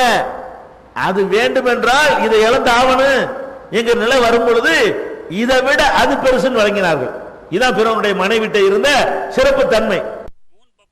வெளியீடுகள் இஸ்லாமிய அடிப்படை கல்வி, திருமுறையின் தோற்றுவாய், திருக்குரானில் அறிவியல் சான்றுகள் பாகம் 1, அர்த்தமுள்ள கேள்விகளும் அறிவுபூர்வமான பதில்களும், குரான் கூறும் ஓரிரை கொள்கை, நபி வழியில் தொழுகை சட்டங்கள், மாமனிதர் நபிகள் நாயகம், குரான் மட்டும் போதுமா, ஹதீஸ்கள் குரானுக்கு முரண்படுமா, அழகிய இஸ்லாமிய பெயர்கள், இதுதான் பைபிள், ஜனாசாவின் சட்டங்கள், ஏகத்துவமும் இணை வைப்பும், திருக்குரானின் அறிவியல் சான்றுகள் பாகம் 2, இஸ்லாம் பெண்கள் உரிமையை பறிக்கிறதா, பிறை ஓர் விளக்கம், இஸ்லாம் ஓர் இனிய மார்க்கம், நபி தோழியர் வரலாறு, குற்றச்சாட்டுகளும் பதில்களும், நோன்பு, இயேசு இறைமகனா, வருமுன் உரைத்த இஸ்லாம், உண்மை தோழர் அபுபக்கர் அலி, பெண்களுக்கான நபி வழி சட்டங்கள், அறிவுச்சுடர் அன்னை ஐசார் அலி, இஸ்லாத்தில் சொர்க்கம் நரகம், நபி தோழர்களும் நமது நிலையும், துவாக்களின் தொகுப்பு, முகைதீன் மௌலிது ஒரு ஆய்வு, குரானை எளிதில் ஓதிட, நபிகள் நாயகம் பல திருமணம் செய்தது ஏன், யாக்குத்பா ஒரு ஆய்வு, நபி வழியில் நம்ஹஜ், நபி வழியில் குழந்தை வளர்ப்பு, தராவி தொழுகை ஒரு ஆய்வு, ஜக்காத் ஒரு ஆய்வு, இஸ்லாத்தில் இல்லறம், கியாமத் நாளின் 10 அடையாளங்கள், நபிகளாரின் நற்போதனைகள், மன்னரை வாழ்க்கை, பைபிளில் நபிகள் நாயகம், இஸ்லாத்தின் பார்வையில் பில்லி சூனியம், தர்கா வழிபாடு, நபிகளாரின் இறுதி நாட்கள், இஸ்லாமிய கொள்கை, சரியான ஹதீஸ்களும் தவறான ஹதீஸ்களும், சந்திக்கும் வேளையில் கொள்கை விளக்கம், பேய் பிசாசு உண்டா, கற்பனை கதைகள், நவீன பிரச்சனைகளும் தீர்வுகளும், தப்லிக் தாகலிம் தொகுப்பு, சுபகானா மௌலிது ஒரு ஆய்வு, மனிதனுக்கேற்ற மார்க்கம், நேர்ச்சையும் சத்தியமும், மனனம் செய்வோம், விளக்கப்பட்ட உணவுகள், அர்த்தமுல்லா இஸ்லாம், குர்பானியின் சட்டங்கள், தொழுகை, இஸ்லாத்தின் பார்வையில் கனவுகள், இஸ்லாமிய திருமணம், இறைவனிடம் கையேந்துங்கள், மீராஜும் அதன் படிப்பினைகளும், வேதம் கொடுக்கப்பட்டோர் யார், மற்றும் prophet Mohammed the greatest man, மற்றும் டிஇடிஜே மார்க்க அறிஞர்கள் உரையாற்றிய சிடி டிவிடிகள் கிடைக்கும் இடம் மூன் பப்ளிகேஷன் 83/3 மூர்தரு முதல் மாடி மண்ணடி சென்னை 1 போன் நம்பர் 65690810. அல்லாஹ் ஒன்று நமக்கு ஏற்படுத்தி வச்சிருக்கிறானே அந்த அரண்மனை, அங்க கிடைக்கக்கூடிய அழியாத பெருவாழ்க்கை, அங்க கிடைக்கக்கூடிய பேரின்பம், ரெண்டையும் கம்பேர் பண்ணி பார்க்கறாங்க. அது வேண்டும் என்றால் இதை இழந்து ஆவணும் எங்க நிலை வரும் பொழுது இதை விட அது பெருசுன்னு வழங்கினார்கள். இதான் பிறனுடைய மனைவிட்ட இருந்த சிறப்பு தன்மை. அதே மாதிரி இவன் அடிக்குவானே, உதைக்குவானே, சித்திரவதை பண்ணுவானே என்று ஒரு கணக்கு வருது. அங்கேயும் சித்திரவதைலாம் இருக்குல்ல, அதையும் கம்பேர் பண்றாங்க. அங்கேயும் அடி விழுவுமே, அங்கேயும் உதை விழுவுமே, அங்கேயும் அல்லாஹ் நம்மளை வதக்குவான, வாட்டுவான, அங்கேயும் நெருப்புல போட்டு சுடுவான, அங்கேயும் பலவிதமான துன்பம் இருக்குது. அங்க உள்ள துன்பத்தையும் இவன் ஃபிரௌன் தரக்கூடிய துன்பத்தை கணக்கு பண்றாங்க. இதை விட அது பெருசுன்னு வழங்குறாங்க. இந்த இன்பத்தை விட அது பெருசுன்னு வழங்குறாங்க. இதான் மூமின். மூமினுக்கு இலக்கணமே என்ன? இந்த உலகத்தில் கிடைக்கிற இன்பத்தை விட அங்க கிடைக்கிற இதை விட காட்டி என்ன மூமின்கிற நீ என்னத்துக்கு இந்த மார்க்கத்தில் இருக்குன்னு நான் கேட்கிறேன். அடிப்படை பேசி என்ன, இதை விட அது பெருசுன்னு விளங்காடி இன்னத்துக்கு நீ இஸ்லாம இருக்கிற. இங்கேயாச்சும் சந்தோஷம் வாழ்ந்துட்டு போ, நரகத்தில் உலகத்தை அனுபவிச்சுட்டு போ. முதல்ல ஒரு மூமின் எதை விளங்கணும், இந்த உலகத்து இன்பத்தை விட மறுமை இன்பம் பெருசு, இந்த உலகத்து துன்பத்தை விட மறுமை துன்பம் பெருசு. அந்த அம்மா விளங்குனாங்களா, அல்லாஹ் சொல்லி காட்டுறான். இது கால அந்த அம்மா சொன்னார்கள், என்ன சொன்னார்கள், ரப்பி புனிலி இந்தக பைத்தன் ஃபில் ஜன்னா, யா அல்லாஹ் சொர்க்கத்தில் ஒரு மாளிகையை தா. விளங்கிட்டாங்க பத்தியா, மாளிகை தான் முன்னாடி இருக்குது, அரண்மனை இங்க இருக்குது, நீச்சல் குளம் இருக்குது, எல்லா வசதியும் இருக்கிறது. இதுல இருந்துகிட்டு சொல்றாங்க அங்க கூட எனக்கு இது வேணாம், இதை ஏத்துக்கிட்டா தான் இதை நான் ஏத்துக்கிட்டா அதை இழக்க வேண்டி வருது, இவனை ஏத்துக்கிற வேண்டி வருது. நான் தான் கடவுளுங்கிறான், உன்னை ஏத்துக்கிற கூடாது மறுக்கிறான். அப்ப எனக்கு அது வேணும் என்றால் நான் இதற்கு தயார். அப்ப எனக்கு அங்க ஒரு மாளிகை தான். வனஜினி மின் ஃபிரௌன வ அமலிஹி, இந்த ஃபிரௌனிடம் இருந்தும் அவனுடைய சித்திரவதையிலிருந்து என்னை காப்பாத்து. வனஜினி மினல் கௌமில் ஸாலிமீன், அநியாயக்கார கூட்டத்திலிருந்து என்னை காப்பாத்து என்று சொல்லி அவங்க அல்லாஹ்ட்ட கேட்கிறாங்க. அப்ப இந்த அநியாயத்தில் நீ காப்பாத்தல்ல, எனக்கு அங்க ஒரு மாளிகையை தான். வழங்கியிருந்தாங்களா இல்லையா? இங்க உள்ள துன்பங்கள் பெரிய துன்பம் அவங்களுக்கு தெரியல, இங்க உள்ள இன்பங்கள் பெரிய இன்பமா தெரியல. இப்படி எவன் நடக்கிறானோ அவன் தான் மூமினு, அவன் தான் நம்பிக்கையாள, அதான் மூமினுக்கு இலக்கணம்டாங்க. சஹாபாக்கள் இப்படி நடந்தாங்களா இல்லையா? இந்த உலகத்தை விட அந்த உலகம் பெருசு நினைக்காட்டி எதுக்கு சொந்த ஊரை விட்டு போகணும்? இந்த உலகத்தை விட அந்த உலகம் பெருசு நினைக்காட்டி எதுக்கு சித்திரவதைக்கு உள்ளாவணும்? இந்த உலகத்தை விட அந்த உலகம் பெருசு நினைக்காட்டி எதுக்கு களத்துல போய் நின்று சாவுதான் நிச்சயம்னு சொல்லி அவன் 1000 பேர் இங்க 300 பேரு தைரியமா போய் நிக்கணும், தற்கொலை செய்து போக முடியுமா? அப்ப அந்த சஹாபாக்கள் ஒரு மூமியினிடத்தில் இருக்க வேண்டிய முக்கியமான பண்பு மறுமை இம்மையை விட பெருசு, தாருல் ஆகிரத்து கைருன், மறுமை வாழ்க்கை தான் சிறந்தது என்கிற அடிப்படையை தெளிவாக விளக்கி வைத்திருந்த காரணத்தினால்தான் நமக்கு இங்க இஸ்லாம் இங்க நிக்கிது நம்ம கிட்ட. அப்படி தியாகத்தில் வளர்ந்த மார்க்கம். இன்னைக்கு குர்ஆன் நம்ம முன்னாடி இருக்கிறது, ஹதீஸ் ரசூல் ஸல்லல்லாஹு அலைஹி வஸல்லமுடைய ஹதீஸ்கள் நமக்கு கிடைக்கிறது. எப்படி கிடைச்சது?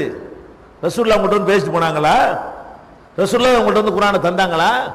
ரசூல் ஸல்லல்லாஹு அலைஹி வஸல்லம் உங்கள்கிட்ட அந்த ஹதீஸை தந்தாங்களா? இந்த குர்ஆனையும் இந்த ரசூலுல்லாஹ்வுடைய வழிகாட்டுதலையும் உங்களுக்கு தருவதற்காக அவங்க செஞ்ச தியாகம் சாதாரண தியாகம் இல்லை. இன்னைக்கு உங்கள்கிட்ட இதெல்லாம் கிடைச்சிருக்குன்னு சொன்னா எப்படி கிடைச்சிச்சு? அந்த காலத்துல புக்கு பிரிண்ட் பண்ணி ரசூலா கொடுத்துட்டு போயிட்டாங்களா? பிரிண்ட் பண்ணி நம்ம கொடுத்துட்டு போறோமே, நம்மளும் குர்ஆனை பாதுகாக்கிறோம். நம்ம வாரிசுகளுக்கு என்ன பாதுகாக்கிறோம்? 200 ரூபாய் கொடுத்து வாங்கி வச்சுக்கிறோம், அதான் பாதுகாக்கிறது. பிள்ளைக்கு அன்பளிப்பா கொடுக்கிறோம், இவ்வளவுதான் நம்ம பாதுகாக்கிறது. சஹாபாக்கள் இப்படியா பாதுகாத்தாங்க? எப்படி பாதுகாக்கிறாங்க? உள்ளத்துல ஏந்தி மனப்பாடம் செய்யறாங்க, உளுந்து உளுந்து மனப்பாடம் செய்யறாங்க. குர்ஆனை மனனம் செய்தவர்கள் நூற்றுக்கணக்கான பேரு எப்படி மனப்பாடம் செய்யறாங்க?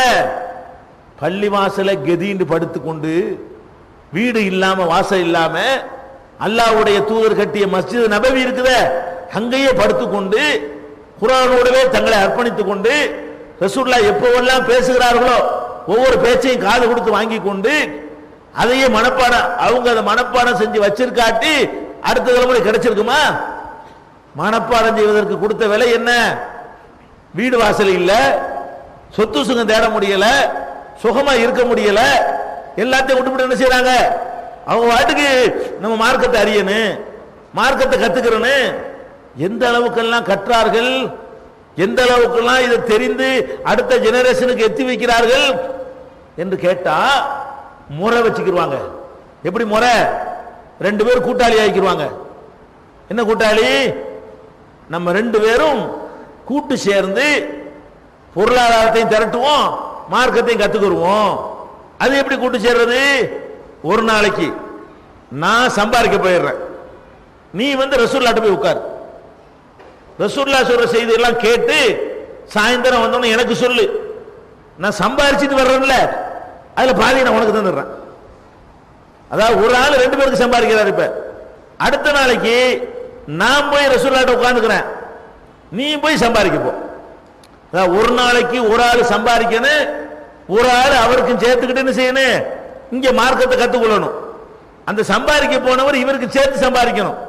அப்ப 2 பேருக்காக சேர்ந்து ஒருத்தர் உழைக்கிறார், 2 பேருக்காக சேர்ந்து ஒருத்தர் மார்க்கத்தை கற்றுக்கொள்றார். பாதி வாழ்க்கைங்க, பாதி வாழ்க்கை அதுக்கு வழங்குதா உங்களுக்கு? இன்னைக்கு குர்ஆனை பேசுறீங்களா, உங்க பாதி வாழ்க்கை அர்ப்பணிச்சு தான் அடுத்த தலைமுறைக்கு சொல்றீங்களா? படிக்க கூட நேரம் இல்லை நமக்கு. நம்ம எப்படி இருக்கிறோம்? எத்தனை பேர் குர்ஆனை மொழிபெயர்க்க டெய்லி படிக்கிறார்கள்? எதுவும் பார்ப்போம். டெய்லி ஒரு அரை மணி நேரம் ஒதுக்கி உருதுலையோ தமிழ்லையோ ஆங்கிலத்திலேயோ குர்ஆனை உங்களுக்கு தெரிஞ்ச பாஷையில படிக்கக்கூடிய ஒரு அரை மணி நேரம் படிக்கணும். கைது பார்ப்போம். ஒரே ஒரு ஆள், 2 பேர் இவ்வளவு பெரிய சபையில், அதாவது இருக்கிற குர்ஆனை பாதுகாத்து தந்த குர்ஆனை நம்ம தாய் பாஷையில சுப தொழுதுற உட்கார்ந்து அல்ல மகரிப் பிற உட்கார்ந்து அல்ல படுக்க தூங்க போறோமா இல்லையா, ஒரு அரை மணி நேரத்துக்கு முன்னாடி படுக்கையில உட்கார்ந்து அல்லாஹ் நமக்கு என்ன சொல்றான், அல்லாஹ்வுடைய ரசூல் என்ன சொல்றாங்க, இதுக்கு ஒதுக்க நமக்கு வக்கு இல்ல. அவங்க என்ன செய்யறாங்க, எப்படி மார்க்கத்தை வழங்கினாங்க பாத்தீங்களா? நம்ம 2 பேரும் சேர்ந்து கூட்டாயிருக்கிறோம். என்ன கூட்டு? நீ போய் எனக்காக மார்க்கத்தை கத்துக்க, நான் உனக்காக உழைக்கிறேன். நாளைக்கு எனக்காக நீ உழைச்சிட்டு வா, நான் உனக்காக மார்க்கத்தை கத்துக்கிறேன். அப்ப 6 மாசம் போச்சு இல்லைங்க வருஷத்துல. ஒரு வருஷத்துல 6 மாச உழைப்பை மார்க்கத்தை கத்துக்கிறதுக்கு பங்கா கொடுக்கிறார். அப்படி மனப்பாடம் பண்ணாங்க. அதை அடுத்த தலைமுறைக்கு எத்தி வச்சாங்க. அதை பாதுகாத்தாங்க. புஸ்தகம் வாங்கி பாதுகாக்கல, பிரிண்ட் பண்ண புத்தகத்தை வாங்கி தந்துட்டு போகல. வாயிலிருந்து வந்து உதிரும். ரசூலுல்லாஹ்வோட வாயிலிருந்து என்ன வருது, இன்னைக்கு என்ன சொல்றாங்க, இன்னைக்கு என்ன பேசினாங்க. இப்படிப்பட்ட சஹாபா உமர் ரலியல்லாஹு அன்ஹு போன்றவர்கள்லாம் இப்படி முறை வைத்து படித்தவர்கள், முக்கியமானவர்கள், மார்க்கத்தை கற்றுக்கொள்வதற்காக வேண்டி பாதி நாள் உழைப்பை கொடுக்கிறார்கள்.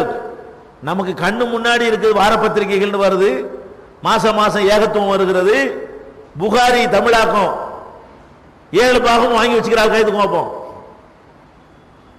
பாருங்க. நம்ம என்ன பண்ணோம்?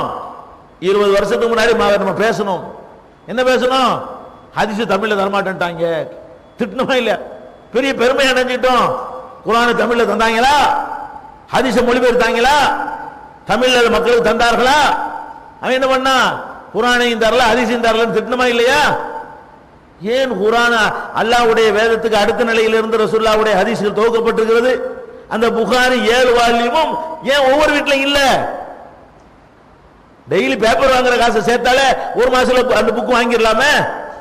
ஏன் உங்களுக்கு வாங்க முடியல? வாங்கணும்னு என்ன வரல? இதான் மார்க்கத்தை மதிப்பு நமக்கு. என்னங்க நம்ம எல்லாம் முஸ்லீம், வெக்கமா இல்லை நமக்கு? நம்ம எல்லாம் ஒரு முஸ்லீம், நம்ம எல்லாம் ஒரு தௌஹீத்வாதி என்று சொல்லிக் கொள்றோம். அல்லாஹ்வுடைய ரசூல் என்ன சொன்னார்கள் என்று அறிந்து கொள்வதற்கு, நேரடியாக அறிந்து கொள்வதற்கு வாய்ப்பு கண்ணு முன்னாடி இருக்கிறது. 250 ரூபா செலவு பண்ணி அதை வாங்க நம்ம ரெடியா இல்லை. அது தொகுக்கிறதுக்கு என்ன பாடுபட்டாங்க ஒரு ஹதீஸுக்காக வேண்டி. சஹாபாக்கள் எவ்வளவு பெரிய தியாகம் பண்ணாங்க. அப்ப அந்த அளவுக்கு எல்லாம் எப்படி அபூ ஹுரைரா சொல்றாங்க, அப்படி வயிறுலாம் ஒட்டிய போய் நிலையில நாங்கள் பள்ளிவாசல்ல படுத்து வயிறு ஒட்டி போயிடும். யாராவது வந்து சாப்பிட கூப்பிட்டு வருவார்களாம். நம்மளை கூப்பிட மாட்டாரா? நம்மளை கூப்பிட மாட்டாரா? எப்படி தியாகம் பண்ணி அபூபக்கர் வருவாராம். சலாம் அலைக்கும் பார் அபூ ஹுரைரா. எதுக்கு? சாப்பிட்டு 3 நாள். சலாம் சொன்னோம்னா என்ன சாப்பிட கேட்டு வரான்.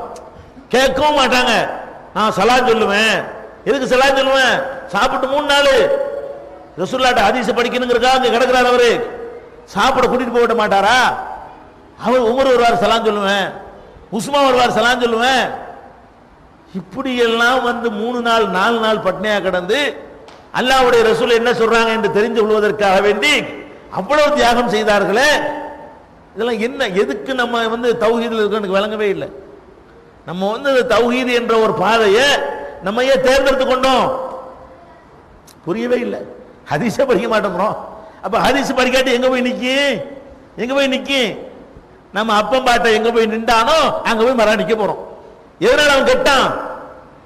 குர்ஆனை படிக்காதனால கெட்டான். எதனால கண்டதை மார்க்கம்னு சொல்ல முடிஞ்சு? நம்ம அப்பங்க பாட்டன் காலத்துல மார்க்கத்துல இல்லாதெல்லாம் மார்க்கம்னு சொல்லி ஏன் ஏமாத்த முடிஞ்சு? குர்ஆன் உங்களுக்கு தெரியல, ஹதீஸ் தமிழ்ல இல்ல, ஹதீஸ் உருதுல இல்ல, அதனால கெடுக்க முடிஞ்சு. அது மாதிரி உங்களை கெடுத்துட கூடாதுக்காக வேண்டி குர்ஆனை தமிழ்ல போட்டா வாங்குறவங்களே கிடையாது. ஹதீஸை தமிழ்ல போடுறான் ஒருத்தன் உட்கார்ந்துட்டு மெனக்கெட்டுக்காக வேண்டி. அதுக்கு ஒரு டெஸ்ட் அமைச்சு அதுக்காக பெரிய பல லட்சக்கணக்கான முதலீடு செஞ்சு அதை வாங்கி படிக்கிறதுக்கு வாங்கி வீட்டில் வச்சுக்கிறதுக்கு நாதி இல்ல, வச்சுக்கிறது படிக்கிறதுக்கு நாதி இல்ல. இப்படிப்பட்ட நிலைமை. அல்லது உருதுலையோ ஆங்கிலத்திலேயோ தமிழ்லையோ மொழிபெயர்ப்பு வீட்டில் வச்சுக்கிறவங்க எதுவும் பார்ப்போம், படிக்கிறீங்களோ இல்லையோ. எங்க வீட்டில் உருது குரான் மொழிபெயர்ப்பு இருக்குது, குரான் இங்கிலீஷ் மொழிபெயர்ப்பு இருக்குது, தமிழ் மொழிபெயர்ப்பு வச்சுக்கணும்னு சொல்லுங்க, எதுவும் பார்ப்போம். அது கூட பாதி இருக்கு பார்த்துங்களேன். அது கூட வாங்கி வைத்திருக்கிறார்களான்னு பார்த்தா கூட பாதி பேர்ட்ட இல்லை. அது அல்லாஹ்வுடைய வேதம், அது அல்லாஹ் நம்மிடத்துல என்ன பேசுறான் என்பது நம்முடைய தாய்மொழியில உருதுலையோ ஆங்கிலத்திலேயோ தமிழ்லையோ கிடைக்குது, நமக்கு தெரிஞ்ச மொழியில் கிடைக்குது. இப்ப பெரிய ரிஸ்க்லாம் கிடையாது. அதை வாங்கி வைக்கல, படிக்கிறது ரெண்டாவது. அதை வாங்கி வீட்டில் வச்சா ஒரு நேரம் வரும்போதாக படிக்குமா இல்லையா, ஒரு பிரச்சனை வரும்போதாக எடுத்து படிப்போமா இல்லையா. அப்ப அல்லாஹ் என்ன பேசுறான்னு உங்களுக்கு தெரிய வேண்டாம். ஏதோ அரபியில வச்சு மூத்தா போனாலும் ஓதிட்டு இருப்போம். அப்ப ஏன் உங்களை நீங்க எவ்வளவு நாளைக்கு நிக்கி இந்த தௌஹீது? இந்த மாதிரி போனா இந்த தௌஹீது எங்க நிக்கி வரும் பாருங்க. இனி பழையபடி அதே கத்தம் பாத்தியா தாயத்து தட்டு எல்லாம் உங்கள்கிட்ட வந்து நிக்கத்தான் போகிறது. ஏன் அப்படி போய்கிட்டு இருக்கிறீர்கள்? ஒரு 10 வருடத்துக்கு முந்தைய இருந்த ஒரு நாலேஜ் இன்னைக்கு இல்ல.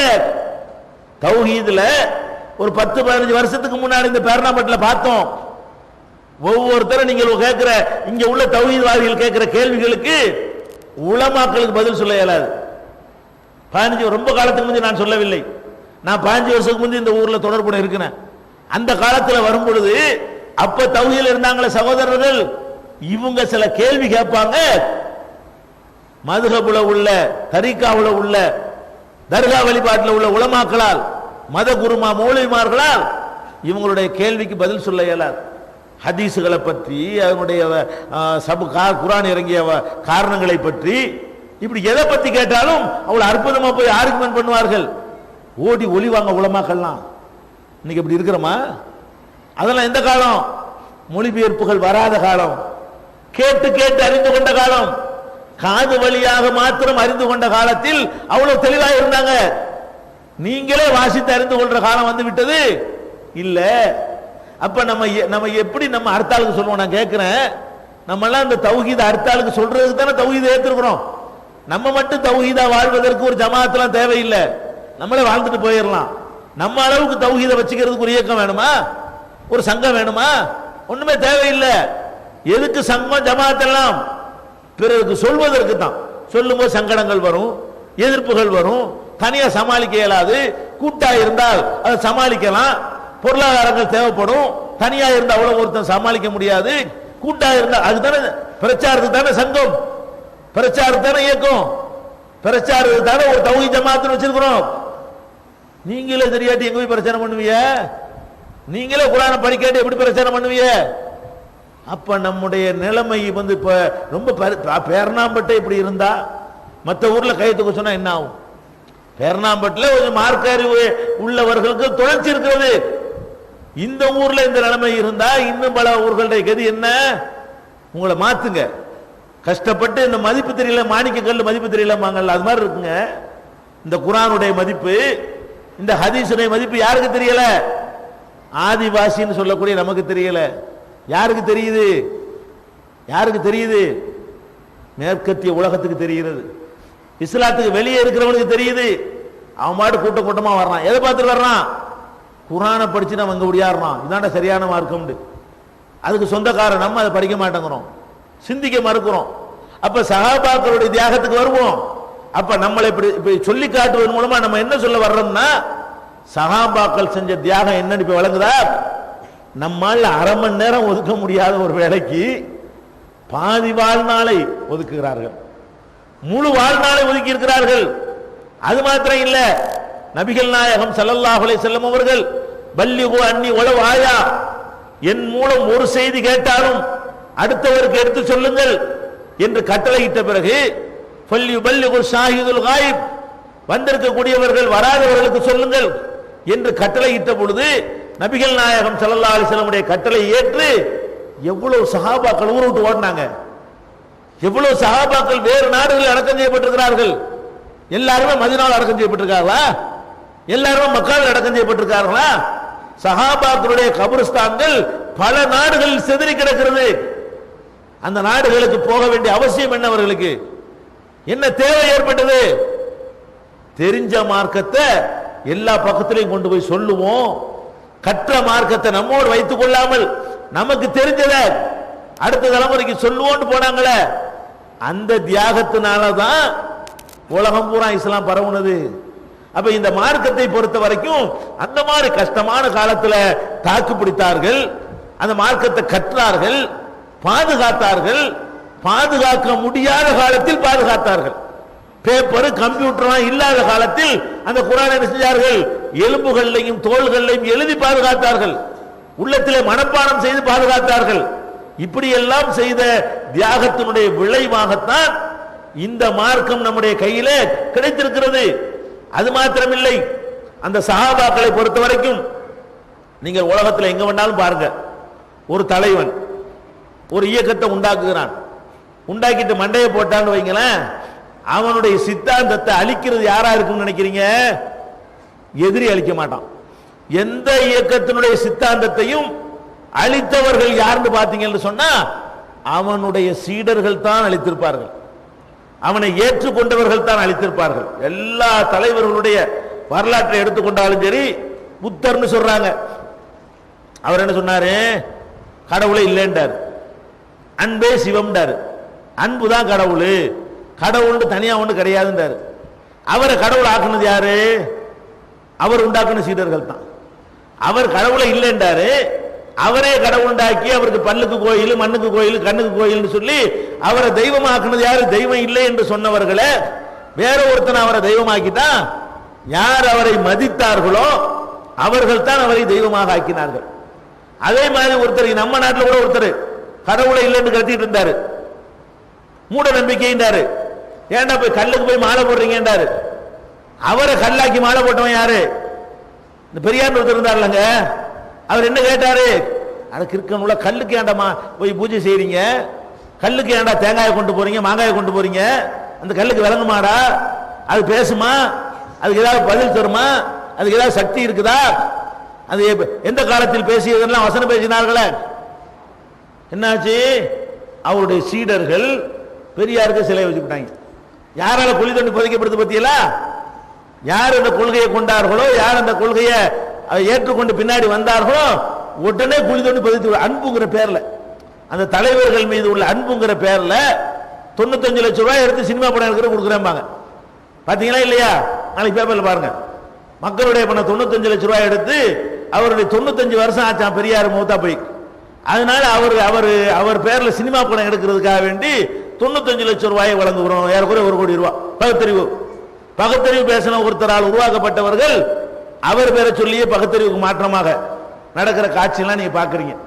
சிலை வைப்பதற்காக வேண்டி அலைகிற காட்சியை நீங்க பாக்குறீங்க. நபிகள் நாயகம் ஸல்லல்லாஹு அலைஹி வஸல்லம் அவர்கள் மீது சஹாபாக்கள் எப்படிப்பட்ட அன்பு வைத்திருந்தார்கள்? ஈசா நபியின் மீது அவருடைய சீடர்கள் வைத்தார்களே, அந்த அன்பை விட கோடானு கோடி அன்பு ரசூலுல்லாஹ் மேல வைத்திருந்தார்கள். சிலையாக்க விட்டாங்களா? உருவம் வரைஞ்சாங்களா? வரைய விட்டுருந்தா என்ன கதிக்கு ஆயிருக்கும்? ஏகத்துவம் கிடைச்சிருக்குமா? அவங்க எப்படிப்பட்ட தியாகம் பண்ணாங்க? ஒவ்வொரு மனுஷனும் எந்த இடத்துல அடிபட்டு போவானோ அந்த இடத்துல அடிபடாம நின்றார்கள். அவர்கள் மாத்திரம் ரசூலுல்லாஹ் மௌத்தா போனவன அப்படி ஒரு சிலையை வடிச்சு வணங்கி ஆரம்பிச்சிருந்தார்களே, ஆனால் அதை அந்த மக்கள் யாரும் ஆட்சேபிக்க முடியாது. அவ்வளவு அன்பு வைத்திருந்தார்கள். ஈசா நபியை சிலையை ஆக்கிட்டாங்க சீடர்கள்லாம், ஒண்ணும் பண்ண முடியல. அல்லாஹ்வுக்கு உதவி செய்யணும்னு வந்தாங்க, உதவி செய்ய ஏறல, அல்லாஹ்வுடைய குமாரன் ஆக்கிட்டாங்க. இவர் ஆக்குனாங்களா? நபிகள் நாயகம். அப்ப இந்த ஏகத்துவத்தை எப்படி காப்பாற்றி தந்திருக்கிறாங்க? அவங்களுக்கு எவ்வளவுதான் அன்பு இருந்தாலும் அந்த கண்ட்ரோலும், அல்லாஹ்வுடைய வேதத்தை பற்றி அறிவும், ரசூலுல்லாஹ்வுடைய போதனைகள் மீது அசைக்க முடியாத நம்பிக்கை இருந்த காரணத்தினால் அந்த ஏகத்துவ கொள்கையவே நமக்கு பாதுகாத்து தந்து விட்டார்கள். இன்னைக்கு வரைக்கும் செல வைக்கலன்னு பெருமை அடிக்கிற ஒரு சமுதாயம். மற்றவெல்லாம் செல வைக்கிறதுக்கு போராடிக்கிட்டு இருக்கிறான், நம்மளாம் செல வச்சா தொலைச்சு விடுவாங்கிறோம் என்கிற அளவுக்கு நம்மள இன்னைக்கு பண்பட்டவர்களா இருக்கிறோம்னா பேசிக் எங்க? அந்த சஹாபாக்களுடைய தியாகத்துல இருக்குங்க. இப்படி இந்த மார்க்கத்தை நம்மள்ட்ட கொண்டாந்து சேர்ப்பதில் ஆகட்டும், வளர்ப்பதிலே ஆகட்டும், அவர்களுக்கு நிகரான ஒரு தியாகம் இந்த 14 நூற்றாண்டுகள்ல எவரும் செய்தது கிடையாது. இந்த இஸ்லாத்துக்காக செய்த தியாகத்தில் யாரும் அவர்கள் கிட்ட நிக்க இயலாது. அதே நேரத்தில் அந்த சஹாபாக்கள் இன்னொரு அவங்கள்ட்ட தெரிஞ்சு கொள்ள வேண்டிய முக்கியமான விஷயம், அப்ப நபிகள் நாயகம் ஸல்லல்லாஹு அலைஹி வஸல்லம் அவங்க எந்த மாதிரியான ஒரு சமுதாயத்தை உருவாக்கிட்டு போனாங்க சஹாபாக்கள் கேட்டா, குர்ஆன் ஹதீஸ் இந்த ரெண்டுக்கு நிகராக தகப்பனாரையோ தாயாரையோ புருஷனையோ பொண்டாட்டியோ அவங்க ஒரு பெரிதாக மதித்ததே கிடையாது. சஹாபாக்களுடைய அடுத்த தியாகம் என்ன? ஒவ்வொரு மனிதனும் எந்த இடத்துல அடிபட்டு போயிடுவான், சில விஷயங்களை சரிந்து வழங்கியிருப்பான். அவன் தகப்பனார் அதை செய்யும் போது அவனால சுட்டி காட்ட இயலாது. அவன் சரிந்து வழங்கியிருப்பான். அவனுடைய மனைவி அதை ஏற்று செய்யும் பொழுது அவனால் கண்டிக்க இயலாது. அவன் சரிந்து வழங்கினதை அவன் குடும்பத்தில் உள்ள உறுப்பினர்கள் செய்யும் பொழுது எல்லாருமே சரணாகதி அடைஞ்சிடறான். சஹாபாக்களை பொறுத்தவரைக்கும் எப்படிப்பட்டவர்களா இருக்கிறாங்க பாருங்க. இப்னு உமர், உமர் ரலியல்லாஹுடைய மகன். உமர் ரலியல்லாஹு என்ன பண்றாங்கன்னு கேட்டா, அந்த ஹஜ்ஜில தமத்து என்ற ஹஜ் முறையை அவர் செய்யக்கூடாதுன்னு தடுக்கிறார். உமருடைய மகன் இருக்கார்ல, அவர் அந்த முறையில் ஹஜ் செய்ய போறார். அப்ப சிரியாவை சேர்ந்த சாம் நாட்டை சேர்ந்த ஒருத்தர் இப்னு உமர்ட்ட கேட்கிறாங்க, உங்க தகப்பனாரு இந்த மாதிரி தமத்து ஹஜ் செய்யக்கூடாதுங்கிறாரு. தமத்து ஹஜ்ஜின்னா ஹஜ்ஜிக்கு தனியா ஒரு முதல்ல இஹ்ராம் கட்டி உம்ரா செய்து விட்டு அதுக்கு பிறகு இஹ்ராம் இல்லாமல் மக்காவுல கொஞ்ச நாள் இருந்து விட்டு ஹஜ்ஜுடைய காலம் வந்தவன மறுபடியும் இஹ்ராம் கட்டி ஹஜ் செய்யறதுக்கு பேரு தமத்துங்கிறது. இப்படி செய்யக்கூடாது, ஒன்னு ஹஜ் மட்டும் தனியா செய்யணும், அல்ல ஒரே இஹ்ராம்ல ரெண்டையும் செய்யணும் அப்படிங்கிற மாதிரி உமர் சொல்றாங்க. அதை மீறி இப்னு உமர் என்ன பண்றாங்க, தமத்து முறையில் ஹஜ் செய்யறாங்க. அப்ப இதை ஒருத்தர் கேட்கிறாரு, என்னங்க உமர் இதெல்லாம் வேணான்னு சொல்றாரு, தடுத்திருக்கிறாரு, அவர் தடுத்ததை நீங்க எப்படி செய்யலாம்? அப்ப இப்னு உமர் செய்யறாங்க, எங்க வாப்பா என் தகப்பனார் ஒன்றை தடுத்திருக்கிறார், அல்லாஹ்வுடைய தூதர் அதை செய்திருக்கிறார். இப்ப நான் அல்லாஹ்வுடைய தூதர் சொல்ற கேட்க சொல்றியா, என் தகப்பனார் சொல்றதை கேட்க சொல்றியா? அவர் கேட்கிறார். அப்ப என் தகப்பனுடைய சொல் பின்பற்றத்தக்கதா, அல்லாஹ்வுடைய ரசூலுடைய சொல் பின்பற்றத்தக்கதா? அல்லாஹ்வுடைய ரசூலுடைய சொல்லுதான். அப்ப ரசூல்லா தமத்து பண்ணியிருக்கிறாங்க, அதை எப்படி என் தகப்பனார் தடுக்கலாம்? என் தகப்பனார் தடுத்தாருன்னா நான் எப்படி கேட்பேன்? அப்ப இந்த சஹாபாக்களுடைய உணர்வுகள் எப்படி இருக்கிறது? அல்லாஹ்வும் ரசூலும் உன்னை சொல்லிவிட்டார்களே ஆனால் பாப்பாவா இருந்தாலும் தூக்கி எறிஞ்சிருவாங்க, ஏத்து கேட்க ஆரம்பிச்சிருவாங்க. அதே மாதிரி உமர் ரலியல்லாஹுடைய கோபம் ரோஷம் எல்லாம் தெரியும். அவங்களுடைய மனைவி ஃபஜ்ருக்கும் இஷாவுக்கும் பள்ளிவாசலுக்கு வந்துருவாங்க. கரெக்டா பள்ளி வாசல்ல ரசூல் ஸல்லல்லாஹு அலைஹி வஸல்லம் காலத்தில் பெண்களும் தொழுவார்கள். அந்த அம்மாவும் பள்ளிவாசலுக்கு வந்துருவாங்க. அப்போ ஒருத்தர் கேட்கிறாரு, உமருடைய மனைவி அவர்களே, உங்க கணவர் ரொம்ப ரோஷக்காரரா இருக்காரு, பள்ளிவாசலுக்கெல்லாம் நீங்க பெண்கள் அவர் பிடிக்காத, வீட்டுக்குள்ளான உங்களை இருக்க சொல்லி இருக்கிறாரு, நீங்க எப்படி வரலாம் அப்படின்னு கேட்கிறாரு. அவர் உங்களை தடுத்தா என்ன செய்வீங்க? என்ன அவர் தடுக்க முடியாது. ஏன் முடியாது? ரசூலுல்லாஹ் தடுக்க கூடாதுன்னு சொல்லிருக்கும் தடுத்துருவார் அவரு. அவங்க கேட்கிறாங்க, என் கணவராக இருக்கட்டு, அல்லாஹ்வுடைய ரசூல் என்ன சொன்னாங்க? லா தம்னவு இமா அல்லாஹில் மசாஜித், பெண்களை பள்ளிக்கு வருவது தடுக்காதீங்கன்னு சொன்னாங்களா இல்லையா? அந்த சொல் அவர் என்னை தடுக்க வருவாரையானால் அவரை இந்த சொல் தடுக்கும், கட்டுப்பட மாட்டேங்கிறாங்க. அவர் தடுத்து பார்க்கட்டுமே. ரசூலுல்லாஹ் ஒன்னு சொல்லி இருக்கும் போது அவர் தடுத்துருவார் அவரு, நான் கேட்டுருவானா? யாரு? உமர்னா எல்லாரும் பயப்படுறாங்க, அது மற்ற விஷயத்துல தான். மார்க்க விஷயத்துல பயப்படுவாங்கிறீங்களா? கட்டின பொண்டாடி பயப்பட மாட்டேன்ட்டாங்க. அவர் மட்டும் தடுக்கணும் பாக்குறேன். ரசூலுல்லாஹ் தடுக்க கூடாதுன்னு சொன்னா தடுத்துருவாரா? விடுவனானா? அப்ப அப்படியான ஒரு சமூகம் சஹாபாக்கள் சமூகம். எப்படின்னு கேட்டா, சில சஹாபாக்கள் மார்க்கத்தை பற்றி சில விஷயங்கள் தங்களுக்கு கிடைக்காத நேரத்தில் சில தவறான தீர்ப்புகளை சொல்லிடுவாங்க. அதை எல்லாரும் ஏற்றுக்க மாட்டாங்க. ரசூலுல்லாஹ் சொன்னா சொல்லு, இல்லைன்னா விட்டுருப்போம். இப்படிங்கிற மாதிரியான ஒரு நிலைமை உள்ளவர்களாக அந்த சஹாபாக்கள் திகழ்ந்திருக்கிறார்கள்.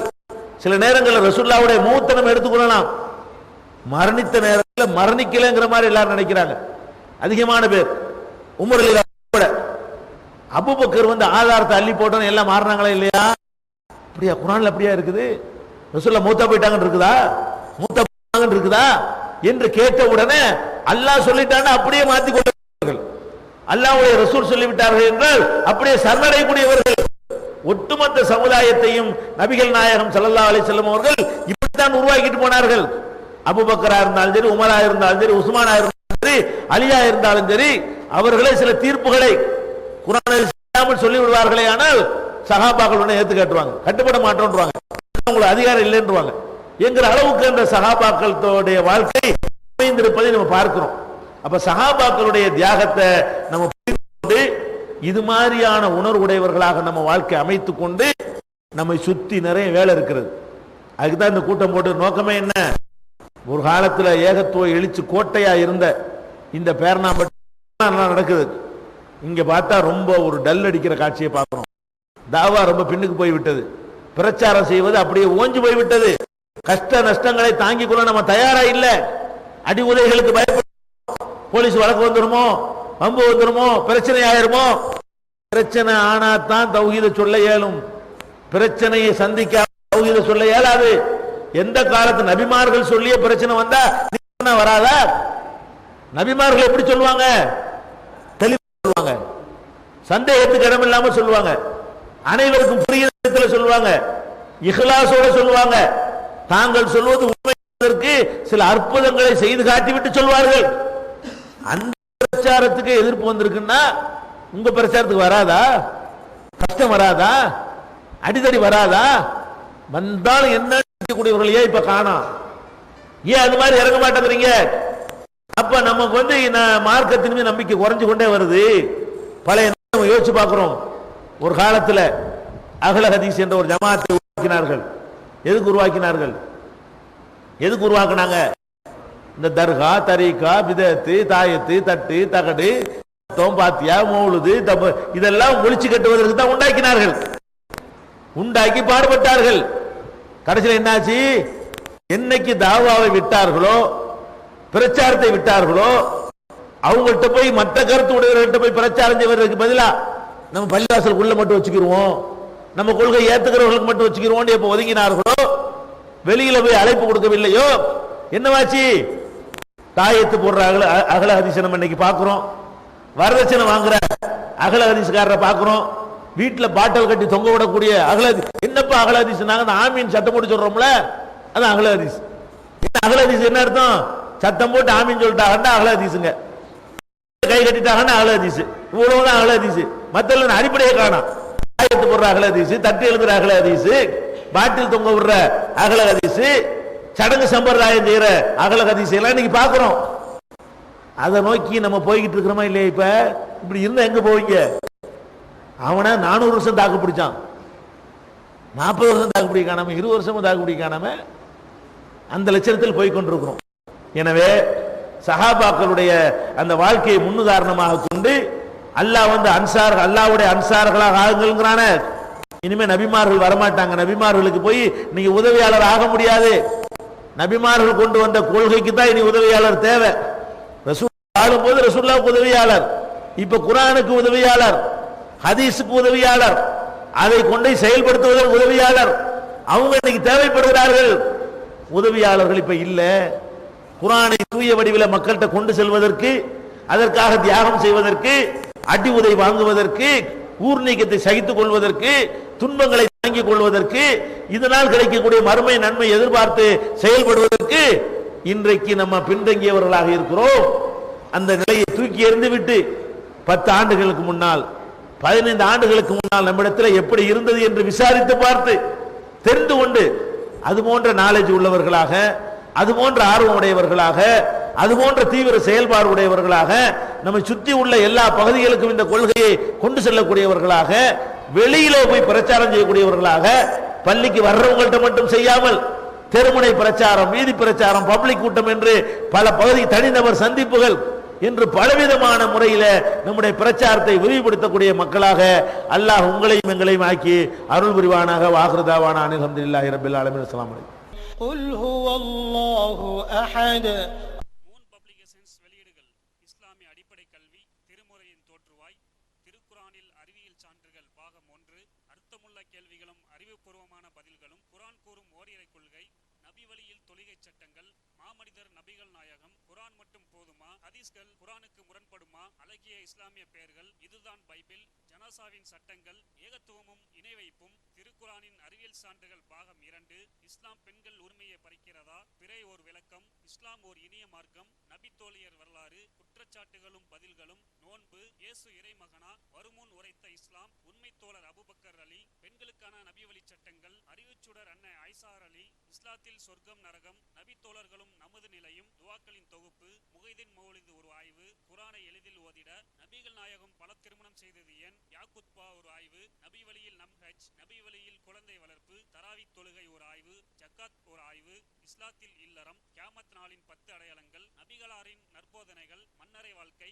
பைபிளில் நபிகள் நாயகம், இஸ்லாத்தின் பார்வையில் பில்லி சூனியம், தர்கா வழிபாடு, நபிகளாரின் இறுதி நாட்கள், இஸ்லாமிய கொள்கை, சரியான ஹதீஸ்களும் தவறான ஹதீஸ்களும், சந்திக்கும் வேளையில் கொள்கை விளக்கம், பேய் பிசாசு உண்டா, கற்பனை கதைகள், நவீன பிரச்சனைகளும் தீர்வுகளும், தப்லிக் தாகலிம் தொகுப்பு, சுபகான மௌலிது ஒரு ஆய்வு, மனிதனுக்கேற்ற மார்க்கம், நேர்ச்சையும் சத்தியமும், மனனம் செய்வோம், விளக்கப்பட்ட உணவுகள், அர்த்தமுல்லா இஸ்லாம், குர்பானியின் சட்டங்கள், தொழுகை, இஸ்லாத்தின் பார்வையில் கனவுகள், இஸ்லாமிய திருமணம், இறைவனிடம் கையேந்துங்கள், மீராஜும் அதன் படிப்பினைகளும், வேதம் கொடுக்கப்பட்டோர் யார், மற்றும் prophet Mohammed the greatest man மற்றும் டிஇடிஜே மார்க்க அறிஞர்கள் உரையாற்றிய CD டிவிடிகள் கிடைக்கும் இடம் மூன் பப்ளிகேஷன் 83/3 மூர்தரு முதல் மாடி மண்ணடி சென்னை 1.